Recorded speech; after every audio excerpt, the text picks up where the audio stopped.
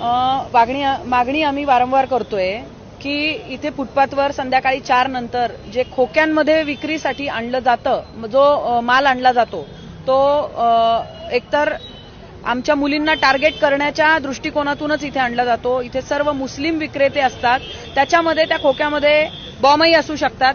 त्याचप्रमाणे मी जे love जिहादचं counselling करते त्याच्यामध्ये मुलींची काही ठिकाणी लिंक इथून सापडलेली आहे।